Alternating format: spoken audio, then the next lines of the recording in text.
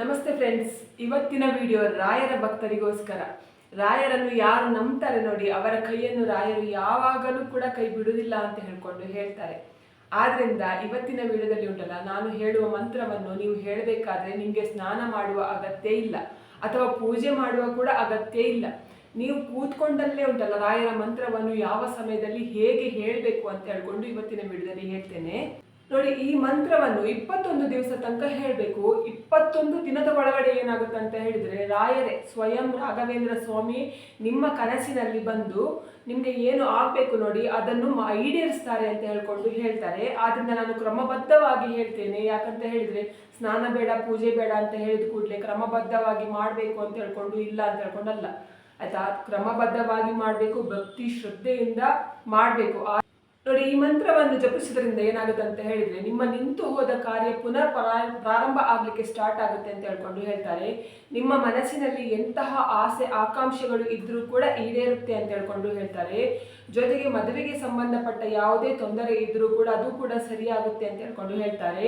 ಇನ್ನು ಕೆಲವು ಚಿಕ್ಕ ಮಕ್ಕಳು ನೀವು ಹೇಳ್ತೀರಿ ಏನಂತ ಹೇಳಿದ್ರೆ, ಇಷ್ಟು ವರ್ಷ ಆದ್ರೂ ನಮ್ಮ ಮಕ್ಕಳು ಮಾತಾಡ್ತಾ ಇಲ್ಲ, ಮಾತು ತೊದಲು ಬರ್ತಾ ಉಂಟು ಅಂತ ಹೇಳ್ತೀರಿ ನೋಡಿ.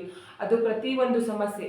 ಒಟ್ಟಾರೆ ಹೇಳ್ಬೇಕಂದ್ರೆ ನಿಮ್ಮ ಮನಸ್ಸಿನಲ್ಲಿ ಎಂತೆಲ್ಲ ಆಸೆ ಉಂಟು ನೋಡಿ, ಆ ಪ್ರತಿಯೊಂದು ಆಸೆ ಕೂಡ ರಾಯರು ಈಡೇರಿಸ್ತಾರೆ ಅಂತ ಹೇಳ್ತಾರೆ ನೋಡಿ. ಈ ಕೆಲಸ ಆಗ್ಬೇಕಂದ್ರೆ ದಯವಿಟ್ಟು ನೀವು ಮದುವೆ ಆದವರಾಗಿದ್ರೆ, ಮದುವೆ ಆಗ್ಲಿಲ್ಲದವರಾದ್ರೆ ಪರವಾಗಿಲ್ಲ, ಮದುವೆ ಆಗಿದ್ದವರಾಗಿದ್ರೆ ಉಂಟಲ್ಲ, ದಯವಿಟ್ಟು ಏನ್ ಮಾಡ್ಬೇಕು ಅಂತ ಹೇಳಿದ್ರೆ 21 ದಿನ ಸನ್ಯಾಸತ್ವ ಸ್ವೀಕರಿಸಬೇಕು ಅಂತ ಹೇಳ್ತಾರೆ. ಆದಷ್ಟು ಗಂಡ ಹೆಂಡತಿ ಸ್ವಲ್ಪ ದೂರ ಇರಬೇಕು ಅಂತ ಹೇಳಿದ್ರೆ, ನೀವು ಬೇರೆ ಮನೆಗೆ ಹೋಗಿ ಇರ್ಬೇಕಂತ ಇಲ್ಲ, ನಿಮ್ಮ ಮನೆಯಲ್ಲೇ ಇದ್ರೂ ಕೂಡ ಸ್ವಲ್ಪ ಸನ್ಯಾಸತ್ವ ಪಾಲನೆ ಮಾಡಿ ಅಂತ ಹೇಳ್ತೇನೆ. ಅದ್ರ ಜೊತೆಗೆ 21 ದಿನ ಉಂಟಲ್ಲ, ನಾನ್ ವೆಜ್ ತಿನ್ನೋದನ್ನು ಕೂಡ ಬಿಡಿ ಅಂತ ಹೇಳ್ತೇನೆ. ಯಾಕಂತ ಹೇಳಿದ್ರೆ ನಿಮ್ಮ ಆಸೆ ಈಡೇರ್ಬೇಕಲ್ವಾ. ಆಸೆ ಈಡೇರ್ಬೇಕಾದ್ರೆ ಒಂದು ಪುಟ್ಟ ಕೆಲಸ ಮಾಡಲೇಬೇಕಾಗತ್ತೆ ನೀವು ನೋಡಿ. ನೀವು ಈ ಮಂತ್ರವನ್ನು ಹೇಳಬೇಕಾದ ಸಮಯ ಯಾವುದು ಅಂತ ಹೇಳಿದ್ರೆ, ಬೆಳಗ್ಗಿನ ಜಾವ 3:30 5 ಗಂಟೆಯ ಒಳಗಡೆ, ಬ್ರಾಹ್ಮಿ ಮುಹೂರ್ತ ಅಂತ ಹೇಳ್ತಾರೆ, ಅಥವಾ ಬ್ರಹ್ಮ ಮುಹೂರ್ತ ಅಂತ ಹೇಳ್ತಾರೆ. ನಮ್ಮ ಸನಾತನ ಧರ್ಮದಲ್ಲಿ ಹೇಳ್ತಾರೆ ಏನಂತ ಹೇಳಿದ್ರೆ, ಈ ಸಮಯದಲ್ಲಿ ಅಂದ್ರೆ 3:30 5 ಗಂಟೆಯ ಸಮಯದಲ್ಲಿ ಏನಾಗುತ್ತೆ ಅಂತ ಹೇಳಿದ್ರೆ, ದೇವಾನುದೇವತೆಗಳು ಭೂಮಿಯಲ್ಲಿ ಸಂಚಾರ ಮಾಡ್ತಾರೆ ಅಂತ ಹೇಳ್ತಾರೆ. ಅಂದ್ರೆ ಭೂಮಿಗೆ ಬಂದು ಹೋಗ್ತಾರೆ ಅಂತ ಅದೇ ಸಮಯದಲ್ಲಿ ಅಶ್ವಿನಿ ದೇವತೆಗಳು ಕೂಡ, ಅಂದ್ರೆ ತಥಾಸ್ತು ದೇವತೆಗಳು ಅಂತ ಹೇಳ್ತಾರೆ, ಅಸ್ತು ದೇವತೆಗಳು ಅಂತ ಹೇಳ್ತಾರೆ. ನೀವು ದೊಡ್ಡವರು ಹೇಳಿರೋದು ಕೇಳ್ಬೋದು, ಏನಂತ ಹೇಳಿದ್ರೆ ಬೇರೆ ಕೆಟ್ಟದೆಲ್ಲ ಮಾತಾಡ್ಲಿಕ್ಕೆ ಹೋಗ್ಬೇಡ, ಮನೆಯಲ್ಲಿ ಯಾವತ್ತೂ ಒಳ್ಳೇದೇ ಮಾತಾಡು, ಅಶ್ವಿನಿ ದೇವತೆಗಳು ಇರ್ತಾರೆ, ನಿಮ್ಮ ಮಾತನ್ನು ಕೇಳಿ ತಥಾಸ್ತು ಅಂತಾರೆ, ನೀವು ಕೆಟ್ಟದ್ದು ಹೇಳಿದ್ರೆ ಕೆಟ್ಟದೇ ನಡೆಯುತ್ತೆ ಅಂತ ಹೇಳ್ತಾರೆ ನೋಡಿ. ಅವರೆಲ್ಲ ಸಂಚಾರ ಮಾಡುವ ಸಮಯ ಯಾವುದು ಅಂತ ಹೇಳಿದ್ರೆ ಬ್ರಾಹ್ಮಿ ಮುಹೂರ್ತದ ಸಮಯ, 3:30 5 ಗಂಟೆಯ ಒಳಗಡೆ ನೋಡಿ. ಈ ಸಮಯದಲ್ಲಿ ನಿಮ್ಮ ಇಷ್ಟ ದೇವರ ಹತ್ರ ನೀವು ಏನೇ ಬೇಡ್ಕೊಂಡ್ರೂ ಕೂಡ ಅದು 100% ನೆರವೇರುತ್ತೆ ಅಂತ ಹೇಳ್ತಾರೆ. ನಾನು ಮುಂಚೆ ಒಂದು ವಿಡಿಯೋ ಮಾಡಿದ್ದೆ, ಏನಂತ ಹೇಳಿದ್ರೆ ನಿಮಗೆ 3:30 5 ಗಂಟೆ ಒಳಗಡೆ ಎಚ್ಚರ ಆದರೆ, ಅದು ಯಾವುದಕ್ಕೆ ಬೇಕಾದರೂ ಆಗಿರಬಹುದು, ಎಚ್ಚರ ಆದರೆ ಪುನಃ ಮಲಗಲಿಕ್ಕೆ ಹೋಗಬೇಡಿ ಅಂತ ಒಂದು ವಿಡಿಯೋ ಮಾಡಿದ್ದೇನೆ, ಏನೆಲ್ಲ ಆಗುತ್ತೆ ಅಂತ ಅದೇ ರೀತಿ ನಾನು ಇವಾಗ ಹೇಳ್ತಾ ಇರೋದು ಕೂಡ ಇದೇ ಸಮಯದಲ್ಲಿ ನೀವು ನಿಮ್ಮ ಇಷ್ಟ ದೇವರ ಹತ್ರ ಏನು ಬೇಡ್ಕೊಂಡ್ರೂ ಕೂಡ ಆಗುತ್ತಲ್ವಾ. ಅದರಲ್ಲೂ ಕೂಡ ರಾಯರನ್ನು ಉಂಟಲ್ಲ, ಕಲಿಯುಗದ ಕಾಮಧೇನು ಅಂತ ಹೇಳ್ತಾರೆ. ಅಂದ್ರೆ ನಿಮ್ಗೆ ಕಲಿಯುಗದಲ್ಲಿ ಕಣ್ಣಿಗೆ ಕಾಣುವ ದೇವರು ಅಂತ ಹೇಳಿದ್ರೆ ರಾಘವೇಂದ್ರ ಸ್ವಾಮಿ ಅಥವಾ ರಾಯರೇ. ಅವರ ಹತ್ರ ಏನು ಕೇಳಿದ್ರು ಕೂಡ ನಿಮ್ಗೆ 100ಗೆ 100% ನೆರವೇರುತ್ತೆ ಅಂತ ಹೇಳ್ತಾರೆ.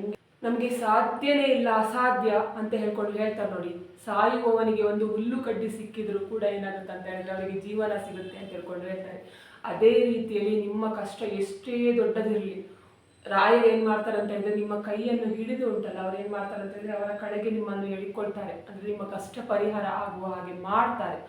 ಆದ್ರಿಂದ ದಯವಿಟ್ಟು 21 ದಿನದ ಸನ್ಯಾಸತ್ವ ಸ್ವೀಕಾರ ಮಾಡಲೇಬೇಕು. ಗಂಡ ಹೆಂಡತಿ ದೂರ ಇರಲೇಬೇಕು ಕೆಲಸ ಮಾಡ್ಬೇಕಾದ್ರೆ. ಯಾಕಂತ ಹೇಳಿದ್ರೆ ರಾಯರು ಕೂಡ ಸನ್ಯಾಸತ್ವ ಸ್ವೀಕಾರ ಮಾಡಿದ್ದಾರೆ. ನಾನ್ ವೆಜ್ ಕೂಡ ದಯವಿಟ್ಟು ತಿನ್ನೋದನ್ನು ಬಿಡಿ, ಆಯ್ತಾ. 21 ದಿವಸ ಮಾಡಿದ್ರೆ ಏನು ಕೂಡ ಆಗುದಿಲ್ಲ, ಒಂದು 21 ದಿನದಲ್ಲಿ ಪ್ರಳಯ ಆಗಿ ಹೋಗುದಿಲ್ಲ ನೋಡಿ. ಇದಕ್ಕೆ ಇರೋದು ಷರತ್ತು 2, ಆಯ್ತಾ. ಅಂದ್ರೆ ನಿಮ್ಮ ಆಸೆ ಈಡೇರಬೇಕು ಅಂತ ಹೇಳ್ಕೊಂಡಿದ್ರೆ ಅದಕ್ಕೆ ಇರುವ ಷರತ್ತು 2. ಒಂದು ಯಾವುದು ಅಂತ ಹೇಳಿದ್ರೆ, ನೀವು ಬ್ರಾಹ್ಮಿ ಮುಹೂರ್ತದ ಸಮಯದಲ್ಲೇ ಹೇಳ್ಬೇಕು. 2ನೇದು ಏನಂತ ಹೇಳಿದ್ರೆ ನಿಮ್ಮ ಭಕ್ತಿ ಮುಖ್ಯ, ಆಯ್ತಾ. ನೀವು ಭಕ್ತಿಯಿಂದ ಕೇಳ್ಕೊಂಡ್ರೆ ಮಾತ್ರ ಆಗುತ್ತೋ ಇಲ್ವೋ ಅಂತ ಮನಸ್ಸಲ್ಲಿ ಎಣಿಸ್ಕೊಂಡು ಸುಮ್ಮನೆ ಈ ಮಂತ್ರವನ್ನು ಜಪ ಮಾಡಿದ್ರೆ ಏನು ಕೂಡ ಪ್ರಯೋಜನ ಇಲ್ಲ.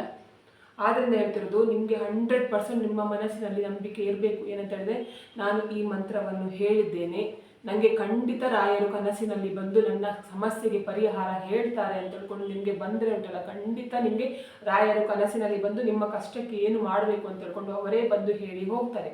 ಆ ಮಂತ್ರವನ್ನು 5 ಸಲ ಹೇಳಬೇಕು.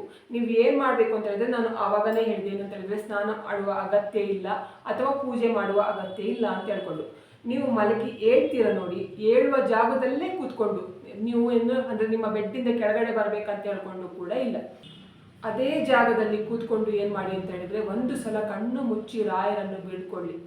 ನನಗೆ ನೀನೇ ಗತಿ, ನಿನ್ನನ್ನು ಬಿಟ್ಟರೆ ನನಗೆ ಬೇರೆ ಯಾರು ಗತಿಯೇ ಇಲ್ಲ, ತುಂಬ ಕಷ್ಟದಲ್ಲಿದ್ದೇನೆ, ತುಂಬ ಸಮಸ್ಯೆಯಲ್ಲಿದ್ದೇನೆ, ನನ್ನ ಕಷ್ಟಕ್ಕೆ ನನ್ನ ಸಮಸ್ಯೆಗೆ ನೀನೇ ಪರಿಹಾರ ಕೊಡಬೇಕು, ತುಂಬ ದೇವರನ್ನು ನಂಬಿದ್ದೇನೆ ಆದರೆ ನನಗೆ ಯಾವ ದೇವರು ಕೂಡ ಕೈ ಹಿಡಿಲಿಲ್ಲ ಆಯಿತಾ, ಇವಾಗ ಉಂಟಲ್ಲ ನೀನೇ ಗತಿ, ನಿನ್ನ ಪಾದವೇ ಗತಿ ಅಂತ ಹೇಳ್ಕೊಂಡು ನಾನು ಎಣಿಸ್ಕೊಂಡಿದ್ದೇನೆ ಅಂತ ಹೇಳ್ಕೊಂಡು ನಿಮಗೆ ಏನು ಬೇಕು ನೋಡಿ, ನಿಮಗೆ ಯಾವ ಕೆಲಸ ಆಗಬೇಕು ನೋಡಿ, ಆ ಕೆಲಸವನ್ನು ಮನಸ್ಸಿನಲ್ಲಿ ಎಣಿಸ್ಕೊಳ್ಳಿ.